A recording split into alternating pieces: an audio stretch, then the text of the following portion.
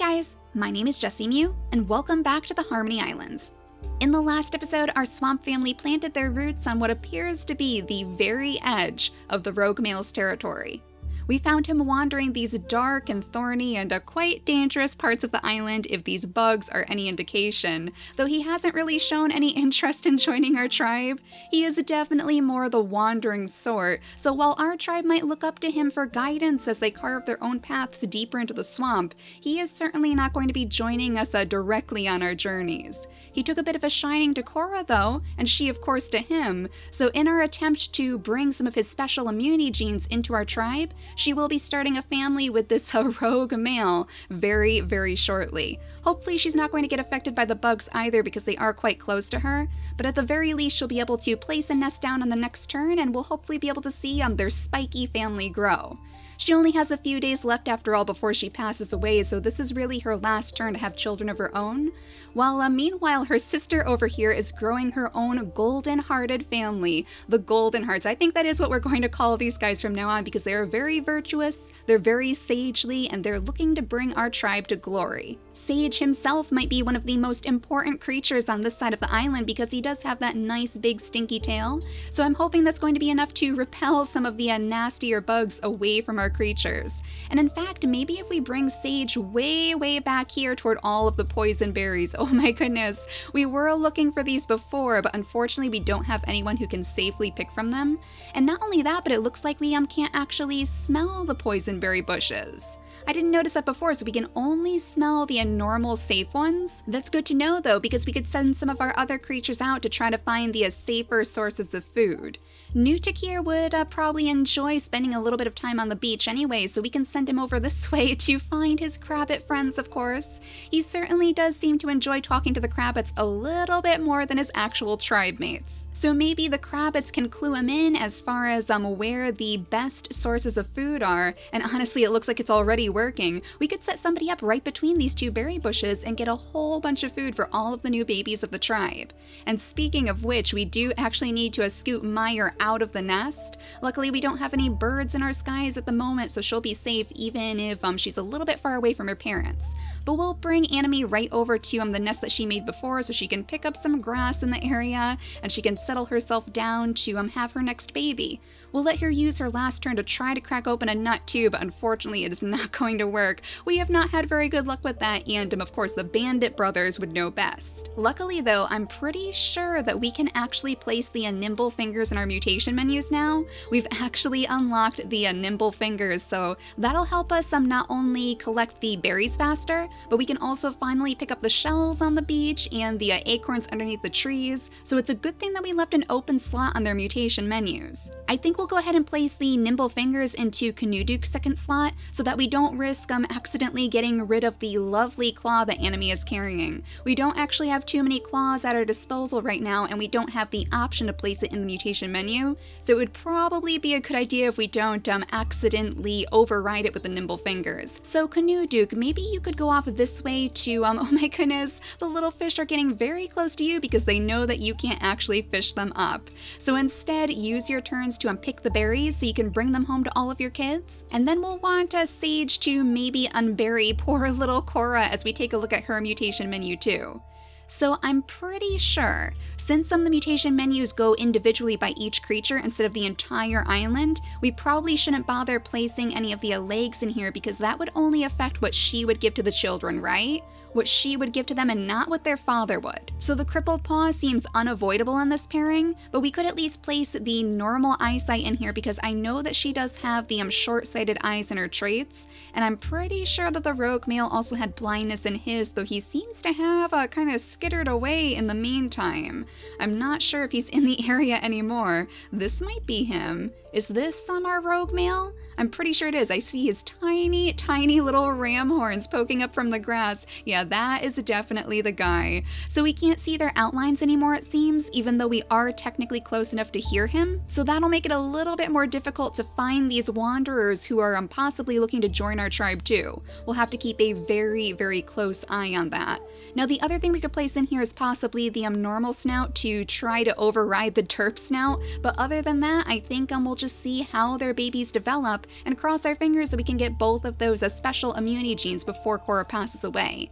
Now you guys back here, the bandit twins, of course. They found this tiny little home on the shores, an abandoned home with a nest already made for them.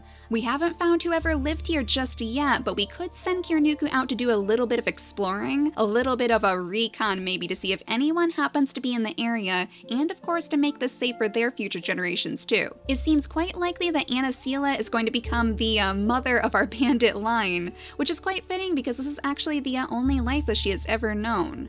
Where Kunuku remembers fishing with his mother on the beach, she only knows the life that the bandit twins have shown her. So with that in mind, we'll zoom out from this pairing for a moment and come way back here to of course see what our next little swamp baby is going to look like. Hopefully we'll see our very first nimble fingers. If we're lucky.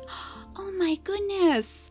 Look at you! She's like a little tribal baby. She is absolutely gorgeous. No nimble fingers, unfortunately, but she is going to be quite the little warrior because she does have that big giant claw on her, and the ram horns too, and thankfully the stinky tail just like her brother. So hopefully that's going to be enough to keep all of those bugs away. It does seem like the bugs have disappeared, and I'm not sure if that's because they got to poor Cora in the meantime or if it's because he scared them away with his stinky tail, so we will have to experiment with that.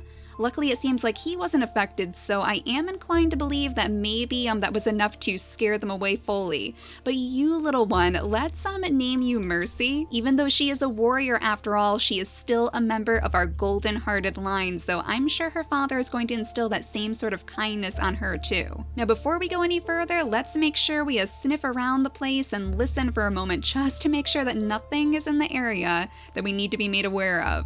So far, so good, and I'm not quite sure where our rogue male wandered off to either. Oh no, he's still in the bushes, still hiding right next to Cora actually, probably watching over her to make sure she's okay, especially since she was just bitten by the bugs. So we'll let her make her nest as soon as we take care of this mole over here. Let's see, who would be best to swipe up the mole? Maybe we could have Sage jump over this way and swipe it from behind? Excellent, there we go. So then your little sister Meyer can scoot over this way and pick up the meat for you. So the siblings are already working together, our little swamp siblings, and then we can let Cora use her one turn to place down her nest. Since she doesn't have much time left on her, she might be able to have one more baby if we can find enough nesting material, but otherwise this might be her first and only child. And just to avoid any mishaps, we might want to bring Anime over here to breed with Kanuduk, of course, as he picks the rest of his berries to bring back to his babies. Nutakir, on the other hand, is still chatting away with his little Crabbit friends, and I think I do see yet another leech right behind the Crabbit too. So we'll go ahead and pick up the berries and scoot our way down the shore. Oh my gosh, the Crabbit is following him. I swear these two are the absolute best of friends. Hopefully the leash isn't going to be too much of an issue though. I don't think it's actually seen him yet, so he should be fine if he just picks his berries there.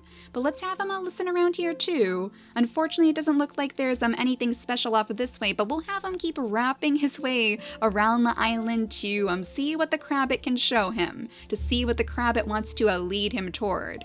Now you guys back here, it looks like Anasila has finally grown to her fullest potential, so let's go ahead and get started on our little bandit line. Needless to say, we definitely want to see the nimble fingers in their genetics, but we also want to place the normal eyes in their mutation menus too, because they do have some pretty bad eyesight and we want to rectify that on their children. So first and foremost, the normal eyes, and then we'll go ahead and place the nimble fingers in both of the brothers' slots. So both of their mutation menus are going to be exactly the same, which is quite fitting for the twins, I think. Anasila, on the other hand, thankfully has some normal eyesight, I believe. Yeah, her eyes are actually very, very good, so we shouldn't have to worry about her too much. And in all honesty, I think I would rather place the mask into her mutation menu instead.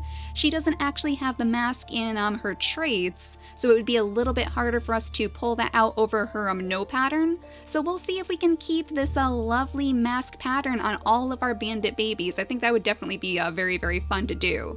So since Anasila is already sitting next to little Kuvan, our first masked bandit, let's have them breed and then she can scoot in the nest and use the rest of her turns to pick her berries. Now, of course, we're going to leave this bush alone. We'll go ahead and peek at it just in case anyone develops a taste for poison berries. But otherwise, our main concern is going to be gathering food that we can actually eat and pushing out the territory. We'll have Kirnuku keep clearing pathways into the savannah, and maybe he'll wrap his way around to the water side to see if he can find any little fish like he remembers from his childhood. Let's have him listen around too. Okay, he found a mole back here, so maybe one of the brothers can snag that up for us. Rodukro has a couple more turns than his brother, so we could at least bring him closer, but he's not going to be able to actually get it on this turn. So instead, why don't you go ahead and just pick up some grass? We can have your brother come this way so that the baby is kept safe. And then I think we are ready to skip the turn. I just want to make sure there's nothing popping up over here that we have to be concerned with, but so far the swamp looks okay. So let's see what our very first bandit baby is going to look like.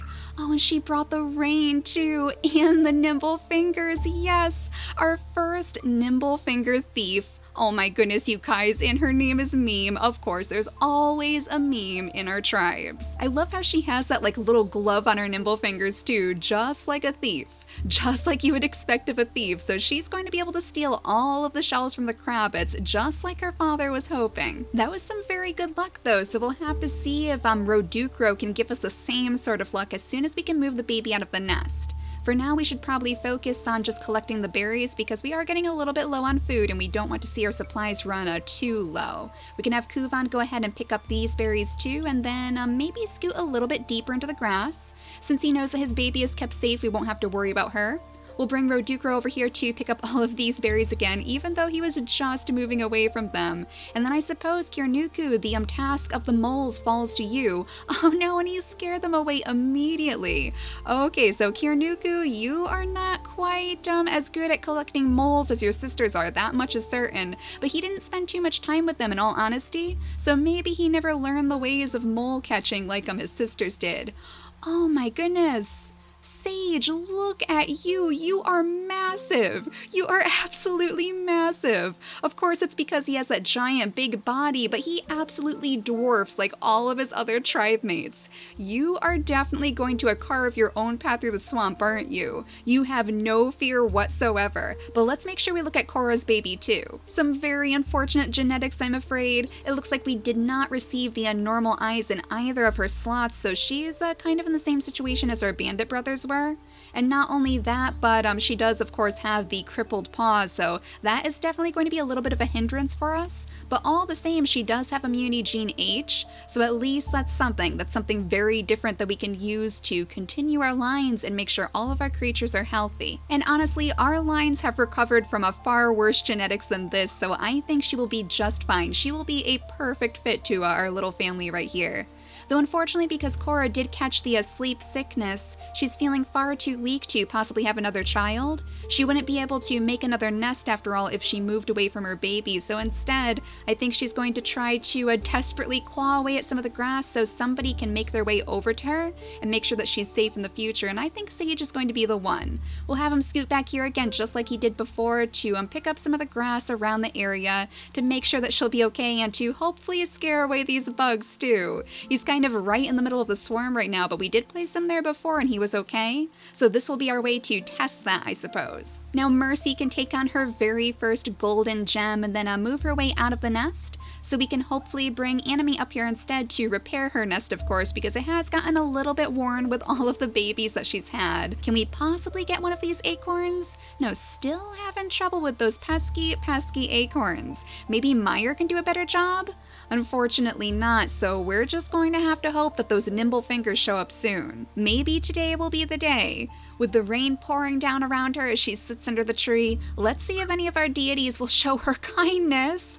Oh my gosh, twins, you guys. Well, that is certainly kind. It seems like the Balance sisters have actually shown us kindness instead, because look at that. We have our nimble fingers and our claw as well. And then her sister is absolutely adorable with that very, very intricate mask again. Very interesting. It looks actually different from anything we've seen on her siblings so far.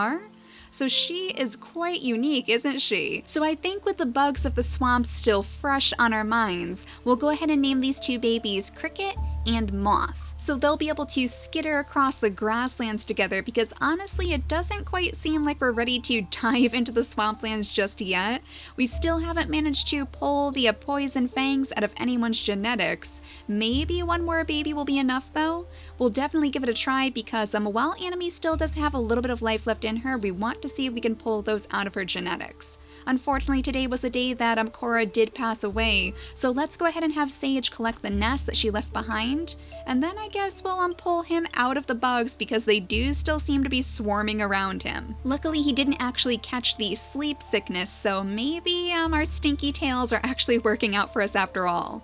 Now he's going to stay very close to Lalasi wherever she goes because I'm sure he at least promised Cora that much. But that being said, I wonder where their father ran off to. He is still in the grass there, still staring mournfully from the grass after Cora had passed. So I think as our wise old Canoe Duke picks the rest of his berries and scoots a little bit closer to have one more baby with his mate, he might request that Mercy and Meyer scoot a little bit further away from this wandering male since he is a little bit suspicious of his presence. Since he didn't want to join us after all, since he isn't interested in becoming one of our tribe mates, he probably isn't too sure why he's still hanging around, right? So we'll make sure that Meyer makes her way down the shore with her sister, and we'll see if they can pick up some of the berries that our first generations left behind. They should be able to keep each other safe at the very least because they do both have those giant claws. And then we'll have a little bit of extra food to go around as well, especially after the birth of our two little twins. So let's bring Anime over this way to breed with her mate and place down another nest. And then we'll make sure that you, I guess, try to crack open one of these shells again, even though it never ever seems to work. We'll have Nutakir go ahead and pick up his berries and then keep making his way down the shore, I suppose. Oh, the Crabbit actually lost him that time. Well, maybe he'll find a different Crabbit to talk to instead because I do see some shells, and that often means that there's some sort of Crabbits lurking around here too, and of course the Bandit brothers would know that best. So look at you, little one. How adorable is Meme, our little gloved bandit baby. You are going to have so much fun with your father, of course, wandering the shores as soon as you get old enough. So we have yet another mole in the area too. Rodukro, do you think you could scoot around it?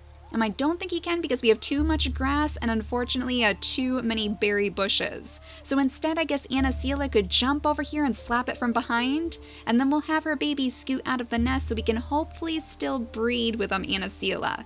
We want Rodukro to have a baby next, so let's scoot him over this way next to the meat so we can breed with her and then she can still sit in the nest too. There we go, so we'll still see one more bandit baby before the end of this episode, thankfully, and we can also pick up our meat. Now, do you guys have anything out here? Oh my goodness, bunnies! Bunnies galore, and of course, that pesky mole that kind of skittered into the grass. I think we might actually have our own thief on our hands. They're stealing our berries, so giving us a little taste of our own medicine. Well, Kuvan is not going to take that lying down, is he? Let's have him charge off into the grass so we can hopefully scare some of the bunnies away. I think he may have actually managed to do just that, and not only that, but I think he also found one of those healing fruits off in the distance. All right, it looks like it's right in the middle of the grasslands too, so we are definitely going to have to clear a little pathway over to that. Talk about treasure. I mean, if our bandits were looking for treasure, then they have certainly found it. We'll have to make sure that we keep that very, very well guarded for our bandit family. So now that all of their turns are used up, let's see what our very next bandit baby is going to look like. Meme's first brother or sister, a brother who looks almost exactly like her. Oh my goodness, I love those little gloves that they have. That is too adorable. The only difference is that I think his fur is a little bit darker, his markings at least, or we have some strange shading going on. It almost looks like these two are being bathed in the sunrise. But another excellent baby nonetheless, and a very, very strong one too. Look at that with the big body and everything, so he actually managed to work around, I guess, the spiky body that both of his parents had. Now, as far as his name goes, one of the things that I always loved about his family's markings is that the mask back here has these little diamond patterns on the legs. It's very, very hard to see on his model right now because he's so deep in the grass. But if we can find him in here instead, yeah, there we go. Those lovely diamond markings almost remind me of like suits of cards maybe. So why don't we name this little baby Joker? I feel like that would be particularly fitting for the bandit family anyway, because I'm sure he's going to be quite mischievous as he follows all of his siblings, his parents, and his uncles down the shores looking for even more treasure. And likewise, we'll have to decide what we want to give them for their color of gems too.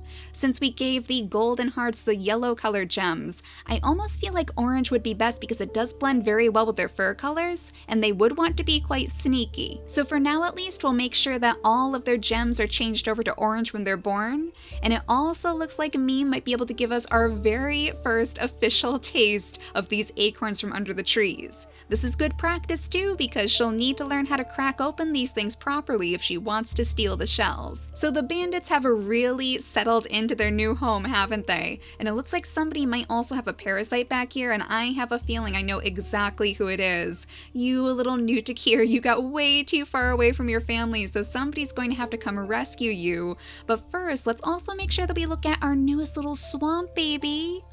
Oh my goodness, that is so close to the panda patterns, so close. You even have the ram horns and everything, and the Balance sisters are really smiling down upon this family. They have certainly taken a shining to you guys, haven't they? So with that in mind, I think we're going to have to come up with a name that represents the Balance sisters for this little baby. So let me know if you guys have any ideas, and we'll name her in the next episode. And of course, we will save little Nutakir down here with his leech problems and everything. We'll make sure that he makes his way back to the tribe in some way as we focus a little bit more deeply on our bandit family too. We need to clear the pathway to the healing plant after all. That has to be the biggest source of treasure that they've ever found before. I'm not sure if they even realize yet how beneficial that is for their family, but if they run into any dangers, any carnivores maybe, I'm sure they'll be finding out soon enough. So for now, thank you all so much for watching, and I'll see you all next time. Bye guys!